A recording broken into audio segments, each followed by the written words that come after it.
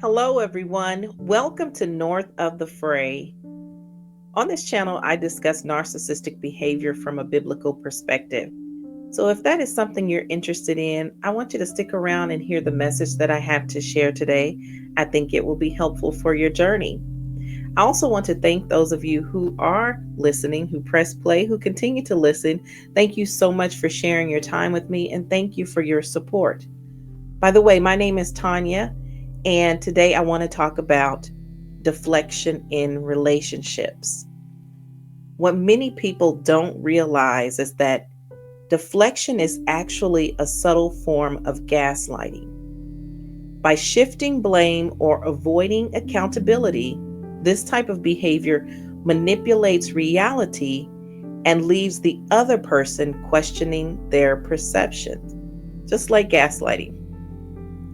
However, in gaslighting, we think of it mostly when people change the narrative, right? Make you think you're going crazy, like you say something happened and they say it didn't happen. And deflection's a little different. They want you to take accountability for their actions. And so they gaslight you in a way to say almost like you made them do it. So they might own up to it slightly, but they wouldn't have done it if it wasn't for you and your behavior. Okay, so that's deflection. So today I'm going to actually share a story about deflection in a dating relationship. I'm going to unpack how it functions as gaslighting and provide practical biblical insights to help you address it. But before I get into it, I need you guys to like, subscribe, and hit the notification bell so that you never miss new content here and that the content comes up in the feed for people who might need this message. All right, so let's get into it. I'm going to start here with the story. Let me scroll down. I'm titling it Lena's Story. Lena had been looking forward to Friday night for days. Her boyfriend James had promised to take her to the new Italian restaurant downtown, a place she'd been talking about for weeks. She texted him earlier in the week just to confirm. "We're still on for Friday, right?" she asked. James replied casually, "Of course." By Friday evening, Lena had rushed home from work, picked out her favorite dress, and even curled her hair. By 7 p.m., she was ready and waiting, but by 7:30, there was still no word from James. She sent him a quick text. "Hey, are we still meeting?" No response. By 8:30, Lena sat on the couch, her makeup smudged from frustrated tears. She felt foolish, angry, and hurt. The next day, she called James. "James, I waited for you last night. We had plans and you didn't even text to cancel." James let out a heavy sigh, as if she were the one inconveniencing him. "I thought you'd figure out I wasn't coming. Work's been crazy, and honestly, you could have reminded me. You know how busy I am." Lena's stomach dropped. "I did remind you earlier this week. We confirmed it." But James wasn't fazed. He waved it off with a casual, "You're making this a bigger deal than it needs to be. It's just dinner." The word stung. Lena hung up, replaying the conversation in her head. Was she overreacting? Should she have reminded him again? The missed dinner wasn't the first time James had left her feeling this way. On Lena's birthday, he hadn't planned anything special, not even a card or a small gift. When she brought it up, James had said, "I've had so much going on. You didn't even hint at what you wanted. How was I supposed to know it mattered that much?" Another time, after snapping at Lena during a heated argument, James brushed it off. "You always bring up stuff at the worst times. If you just wait until I'm in a better mood, I wouldn't react that way. Each time, Lena walked away feeling like she was the problem. Maybe she was asking for too much. Maybe her timing really was off. Slowly, doubt crept in and she started questioning her own feelings and expectations. One Saturday afternoon, Lena met up with her friend Carla at their favorite coffee shop. As they sipped their lattes, Lena let the frustration spill out. "Am I being too demanding?" Lena asked. "James says I'm overthinking things, but I just don't feel seen. It's like he always has a reason why things are my fault." Carla tilted her head, her face serious. "Lena, this sounds like deflection. He's shifting the blame onto you instead of owning his mistakes." "Deflection?" Lena frowned. "Yeah," Carla said. "It's a form of gaslighting. He's making you feel guilty for holding him accountable, and it's messing with your sense of reality." Lena sat back, the word gaslighting sinking in. She'd heard it before, but never thought it applied to her. "Do you really think it's that bad?" Carla nodded. "Lena, you're not overreacting. You're trying to build a healthy relationship, and he's dodging responsibility. That's not on you." The next week, Lena decided to speak up. After another instance where James downplayed her feelings, she stayed calm and said, "James, when you shift blame onto me, it makes me feel dismissed and unheard. I need to feel respected in this relationship." James rolled his eyes. "Why do you always have to make everything so serious? I'm just trying to explain my side." Lena took a deep breath, her heart pounding. "I'm not trying to argue, but I need us to address these issues together instead of you putting everything on me." James leaned back, crossing his arms. "This is exactly what I mean. You're overthinking everything. It's exhausting."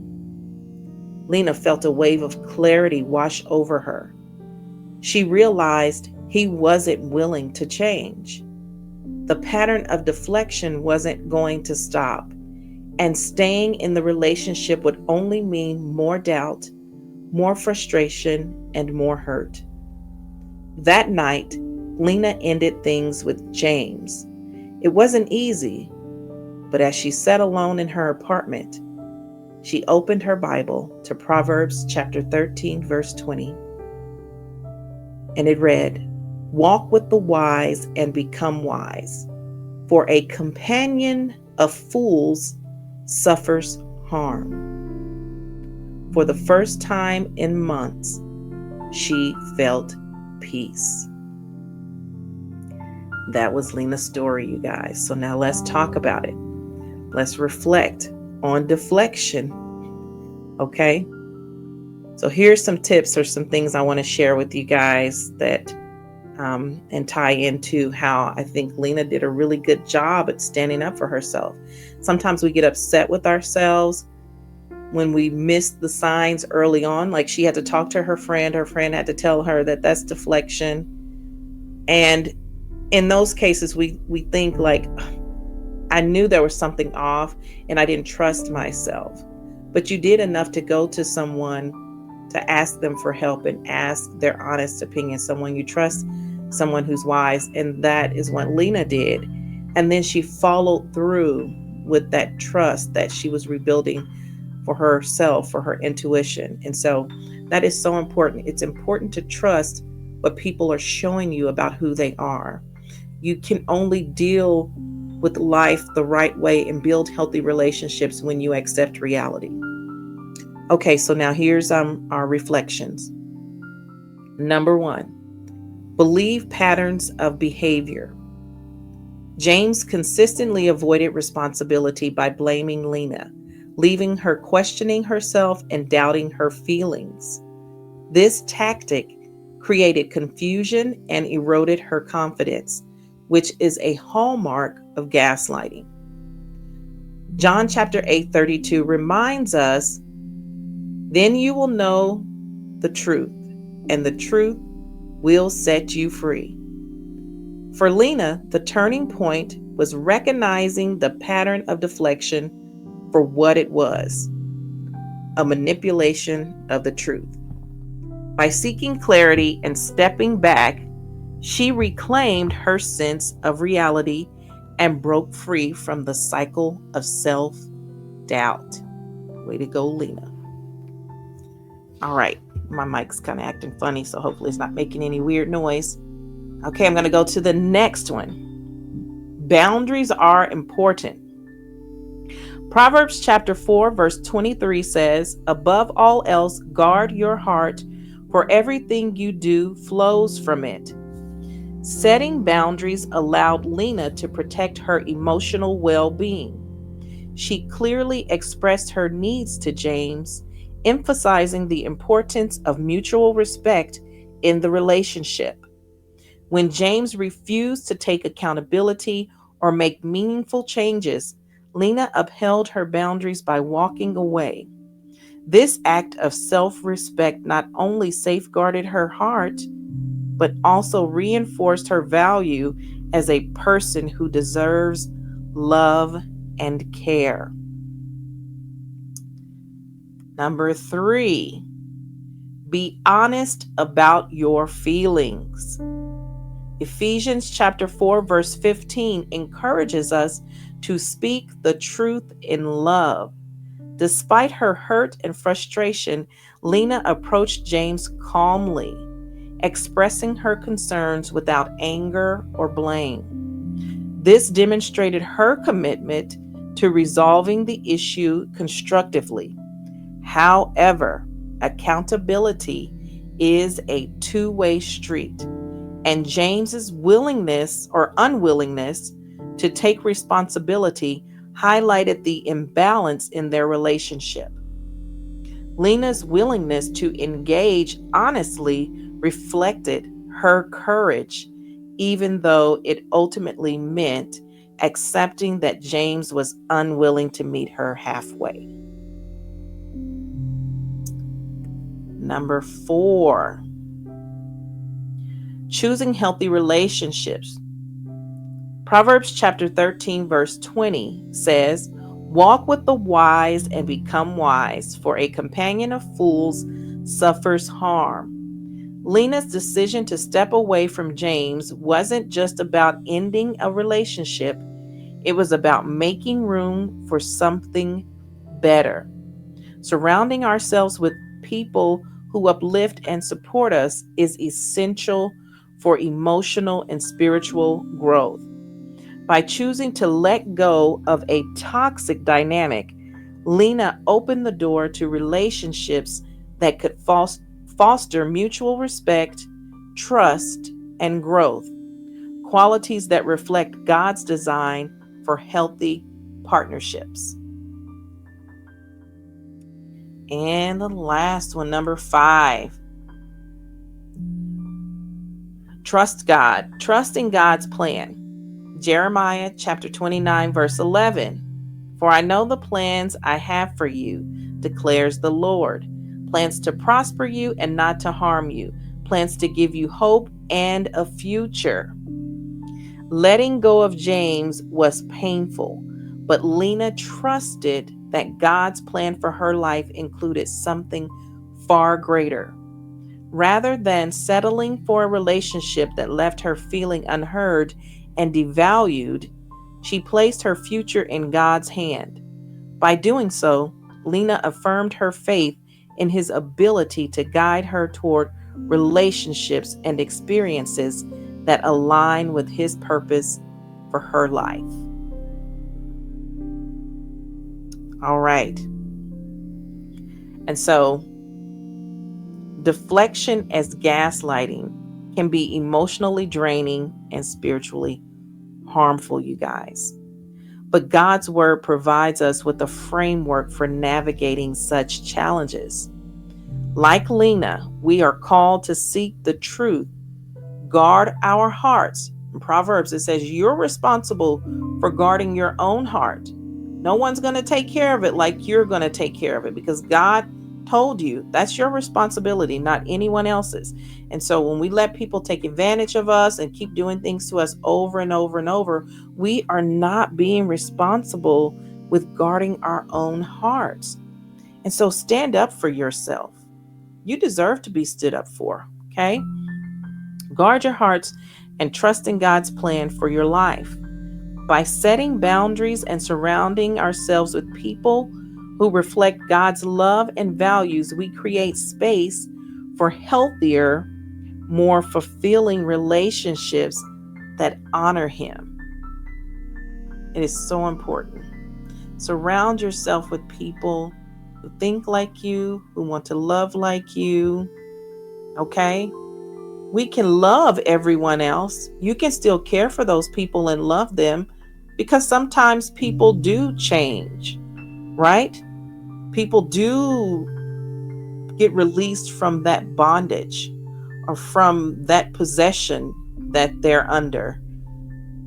But if they don't, you do need to move away so that you do not become a companion of fools. And so I want to encourage you. I want to encourage you to just let it go, back away, pick something that's healthy for yourself.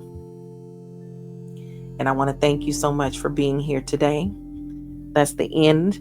I don't have anything else on this, but I thank you guys. I'm looking here at my notes. And so thank you so much for being here today, for joining me, for listening, for your support. I appreciate you. I look forward to bringing more content in the future. Thank you for your prayers. If you have any prayer requests, please post them in the comments below and I will pray for you. I love to pray for others. I love to hear testimonies of people being set free.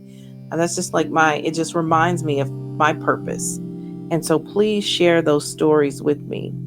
So if Lena's story resonated with you, please share it with someone who might need this encouragement and insight. And as always, until next time, you guys stay rooted in God's truth and stay north of the fray.